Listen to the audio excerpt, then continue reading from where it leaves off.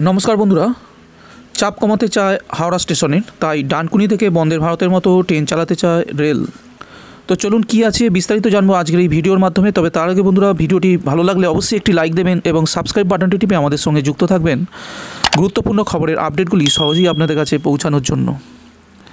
চাপ কমাতে হবে হাওড়া স্টেশনের ভবিষ্যতে, তাই ডানকুনি থেকেই দেশের বিভিন্ন শহরে বন্দে ভারত এক্সপ্রেসের মতো আধুনিক ট্রেন চালাতে চায় পূর্ব রেল।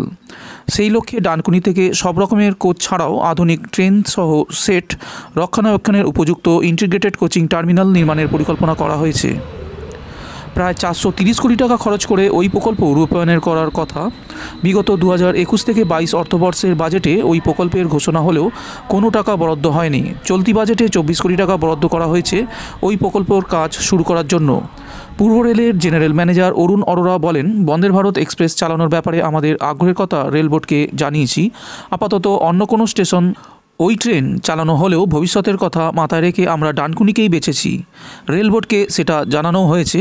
পূর্ব রেল সূত্রের খবর, ডানকুনিকে আধুনিক কোচিং টার্মিনাল নির্মাণের জন্য রেলের হাতে পর্যাপ্ত জমি রয়েছে।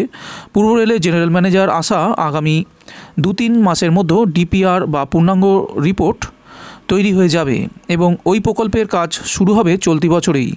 বন্দে Bharat express semi high speed train, ঘন্টায় সর্বাধিক 160 কিলোমিটার গতিতে ছুটতে সমর্থ ওই ট্রেনের জন্য ট্র্যাক এবং ওভারহেড কেবল সহ সিগন্যালিং ব্যবস্থায় নানা ধরনের পরিবর্তন আনা প্রয়োজন।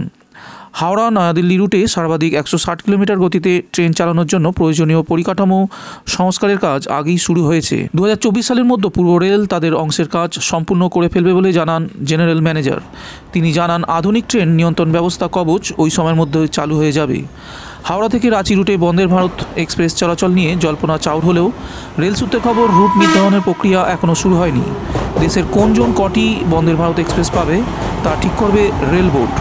কয়েকদিন আগে রেলমন্ত্রী অশ্বিনী বৈষ্ণব জানিয়েছেন, খুব তাড়াতাড়ি রুট নির্ধারণের প্রক্রিয়াও শুরু হয়ে যাবে। চলতি বছরের শেষে ট্রেন বেরোতে শুরু করবে। যাত্রীদের চাহিদা নিরিখে কলকাতা গুরুত্বপূর্ণ শহর হওয়ায় একাধিক ট্রেন পাওয়া যাবে বলেই পূর্ব রেলের কর্তারা আশাবাদী। সেটা মাথায় রেখেই হাওড়া স্টেশনের চাপ কমাতে ডানকুনিকে বিকল্প টার্মিনাল হিসাবে ভাবা হয়েছে, জানাচ্ছে রেল কর্তার। দ্রুতগতির ট্রেন চালানোর ক্ষেত্রে তুলনামূলকভাবে লাইনে জটও অনেক কম হবে।